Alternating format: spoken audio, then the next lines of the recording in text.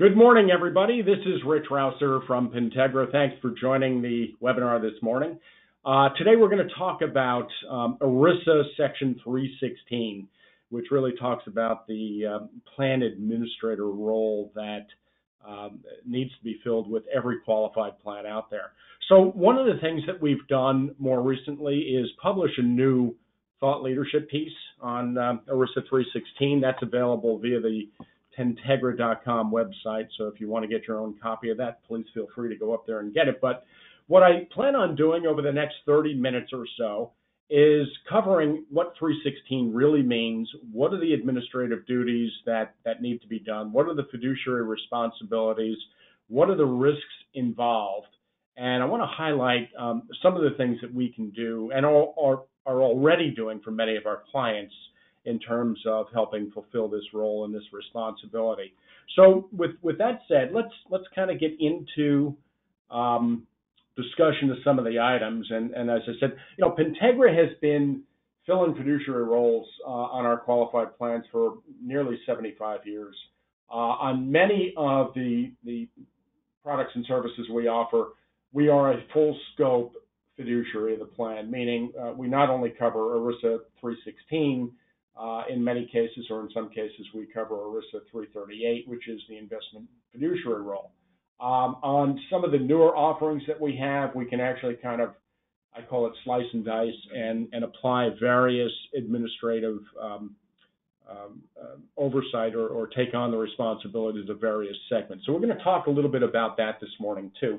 So when I think about the administrative duties tied to a plan sponsor, number one, you've got to totally understand what's involved in terms of being a fiduciary of plan. Number two, it actually does take a fair amount of time to do a thorough job. And, bottom line is everybody's involved day to day running their business, and being an expert or running the qualified plan side of the equation can actually be pretty cumbersome. So with that said, there's an easier way. We call it fiduciary outsourcing. And, in the fiduciary outsourcing role, we take on the legal responsibility for handling many of the duties the ERISA named plan administrator. And that really reduces your burden. Now, when I look around in the marketplace and I look at the offerings, 316 fiduciary offerings offered by many other providers, what I find is a lot of what I'll call limited scope type arrangements. And, really, when I think about full administrative duties, there's a whole laundry list of items that need to be dealt with as the fiduciary of the plan. So here's just, this is not all of them, by the way, but, the ERISA named plan administrator basically needs to be involved or be responsible for everything from eligibility to retaining an auditor for a larger plan, obviously maintaining plan records, procuring fidelity bonds.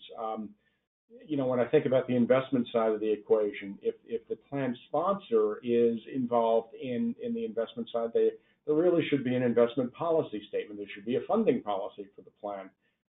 Somebody's actually going to monitor the various investments under the plan. So then we get down to other levels of responsibilities and duties, things like approving loan payments, things like approving qualified domestic relations orders and hardship distributions. So these are all duties of the ERISA named plan administrator. And again, what we're talking about, let me go back a slide. There's a laundry list here, and I'll show you a much more comprehensive list of the various duties that the 316 administrative fiduciary is responsible for. But bottom line is most qualified plans today, this whole process is owned by the client, the plan sponsor, and it's their legal responsibility to fulfill all of those duties. So we actually make it kind of simple. We actually, under our full service offering, we actually tell our clients there's really only three main things that you're responsible for. Number one, provide us with accurate information, right? Census data, things of that nature, so we can determine eligibility. Obviously, we need salary information. Number two, give us the money, meaning make timely contributions to the plan. And the third aspect of hiring somebody like us as a full service fiduciary is you should monitor what we're doing. That doesn't mean you should do the work. That doesn't mean you need to be an expert in all of these jobs and duties. Really what it means is you need to periodically assess whether or not PENTegra is the right organization for your company to outsource this function to. So again, when I see others in the marketplace providing employers with some assistance in the 316 administrative fiduciary role, a lot of times what I'll see is a co-fiduciary kind of a solution where they may be responsible or just as responsible as you are as the employer for certain functions. Our offering is different. We stand in front of you, above you, so to speak, in terms of owning the responsibility of doing the right thing and managing the plan properly. So we own it beginning to end. So with that said, let me kind of get into what I was just talking about a moment ago, right? There's the full scope service, which is kind of the top box in this list. And we deem ourselves to be a first party administrator, meaning filling the role of the ERISA named plan administrator, doing all of the functions that are required by that job and taking care of everything top to bottom. The middle box is kind of a bifurcation of the duties. There might be a separate third-party administrator, a firm that does the testing and the compliance work and, things of that nature. And they may or may not assume certain fiduciary duties with respect to certain specific items. Potentially they might be responsible for the plan document, or maybe they're responsible for fulfillment. What I mean by that is getting various required notices out to your participants, whether they're active or terminated or retired employees. And then the bottom box is really the non-fiduciary third-party administrator, TPA, and that's basically where you just hire a firm who kind of is an expert in getting the work done, right? Getting the testing done, maybe determining eligibility on your behalf, maybe monitoring contributions, so on and so forth. But the bottom line is, in that much more typical relationship, that firm is in no way, shape, or form a fiduciary. In other words, even though they call themselves plan administrators, they're not calling themselves a plan administrator, under ERISA Title 316. That's the bottom line, and that's a major distinction. So just be aware of that when you start to look at firms or what your current firm might be doing for you. So again, we come at this from a couple of different ways. We come at this from protecting the client, doing the right thing, stepping in front of the client. We work with financial advisors on many of our plans. So again, part of our role is to help facilitate proper operation of the plan. So again, in many cases, there's a financial advisor who may be an ERISA 338 investment advisor, and we can interface nicely as the ERISA 316 so that the client ends up with a full service, essentially a full fiduciary product is the bottom line. So again, we have flexibility in terms of how we can manage the program.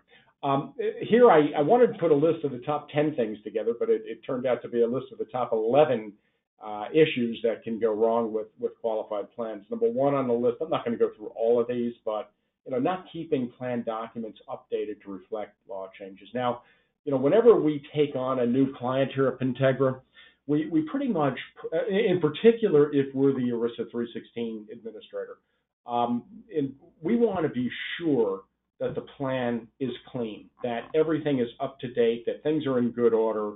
And the bottom line is we put you through, I want to kind of say, our own version of a regulatory audit, right? We're kind of looking at everything. Are the I's dotted? Are the T's crossed? Plan documents done and adopted timely? Things of that nature. So, and the real purpose of that is we want to make sure the plan's in very good shape so we can administer it properly going forward and make sure that the client is protected in terms of their responsibilities and liabilities. So again, it's a little bit of extra work, or maybe a lot of extra work that we kind of do at the front end of a new client relationship. But I can't tell you how often clients have said, "Thank goodness that you guys found an issue or an error, before the DOL, did a random audit of some sort, or the IRS stepped in with some sort of an audit." So it's always better to kind of discover things that might be out of spec ahead of time and deal with them, as opposed to having them caught in an audit. But again, there are some things on this. Number 3, for example, not using the plan's definition of comp. That is probably, in my mind, the number one thing that we tend to see is that we see not every client totally understands the absolute definition of compensation. And part of that is definitionally how these things are spelled out. W-2 comp, for example. Different people can have different versions of what W-2 comp means, right? Some people say, well, that's all in. It's absolutely everything. Well, is it the extra, I call them PS58 costs that had to be applied to your W-2s for, because they have healthcare or life insurance policies in excess of 50,000? Oh, yeah, that didn't flow through their pay, but, arguably total comp W-2 would actually include an item. What about reimbursement for various fringes, car expenses, things of that nature? So definition of comp is definitely, a big issue that we see, and it's something we make an exceptional effort to try to make sure clients are getting that right. I'll jump down to number 8 on my list here, timeliness of contributions, right? There are pretty strict rules in place these days in terms of when those contributions need to get into the plan. We've kind of built a payroll processing center, kind of a real-time solution. So when a client submits or uploads payroll, we do an edit check on it, and they get immediate feedback if there are any issues with it. But the bottom line is, if we don't get payroll uploads and deferral information timely, we actually have a notification system that kind of starts with email alerts out to the person responsible at the client for getting that info. We have a series of escalations kind of built into it. So the whole effort here is we want to make sure the right thing is happening for each and every client. So again, we kind of go the extra step in terms of how we work on these plans. And the bottom line is, if we're assuming that ERISA 316 fiduciary role, we accept full responsibility for managing the plan properly and doing the right thing. And that's the other thing that's important in terms of filling this role. One of the things is, as the fiduciary of the plan, you really have to kind of separate yourself from your day-to-day life of running the business. And what I mean by that, there's a general duty to basically do the right thing for the participant. So, and that can kind of cut two ways. Doing the right thing doesn't necessarily mean granting every wish, but it certainly does mean strictly following the terms of the plan document and administering things properly. So again, that's a big job of this fiduciary role. So a couple of other things I wanted to point out in terms of a full scope 316 role. Hardship distributions, there's a process that we have to approve those or not approve them if that's the case. Same thing with loans, distributions, quadros. These are all things that we can take on as a full scope, full service fiduciary of the plan. Right down to plan audit. We can actually hire an audit firm on behalf of the plan and actually run that audit and kind of take that burden off the client's shoulders. And we find, or a lot of our clients will find, that that's a pretty cost-effective way of doing things and takes a bunch of burdens off the table. So again, this is just, by the way, and again, one last point here is we'll actually sign and submit the IRS filing, the 5500 that's due at the end of each year. So again, we don't even ask a client to sign off on the government filing. We'll take on that full scope role. So I'm trying to get to the next slide here. Right. So this is, and it may be a little bit hard to read on the screen, and this is in our full brochure on this, in the thought leadership piece on this. This is the top 50 things that an ERISA named plan administrator needs to do. And again, we find that this, taking this on behalf of our clients can reduce a lot of burdens from their day-to-day workload. As I mentioned before, we can step up and be, I call it ourselves, the first party ERISA named plan administrator. We're not bifurcating or parsing out duties between us and the client.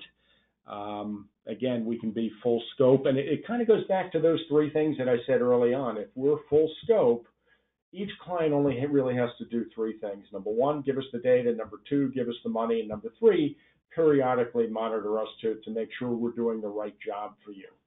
So, outsourcing to an expert is an efficiency that makes a lot of sense in this day and age, given the legal liabilities associated with running a qualified plan.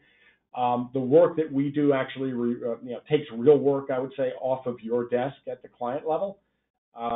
We are very experienced, so trust me, we have seen virtually everything that can go right or wrong with a qualified plan, and we know how to deal with it. The bottom line is, no matter what the issue, there is always a way to deal with it. And typically, whenever you find an issue, dealing with it promptly is vital to doing the right thing and protecting yourself from other liabilities that may come down the road. So again, we've got a ton of experience, a ton of strength in the area. We've been around for nearly 75 years. We have our 75th anniversary coming up a little bit later this year. And again, when I think about the various products that we offer, the various services, some of you on the line I know are current clients, some of you are financial advisors. So there's a whole variety of products that we have and a whole variety of offerings. And again, in this role, everything from full service to, kind of a bifurcated level, if that's truly what you want to do. So all I would say is if you want to hear more, learn more, give us a call. Obviously, you can reach us via the Pentegra.com website. Go up and certainly grab the thought leadership piece. I think that's I think that's a real good piece to have and take a look at. And again, if we can help you in any way, shape, or form, we're happy to do that. I don't know if anybody has any questions. I don't see any questions. I'm going to just take a look here. I don't see questions. So anyway, if there's any follow-up questions, let us know, and we're happy to help. And we will get a copy of this to everybody who signed up for the webinar.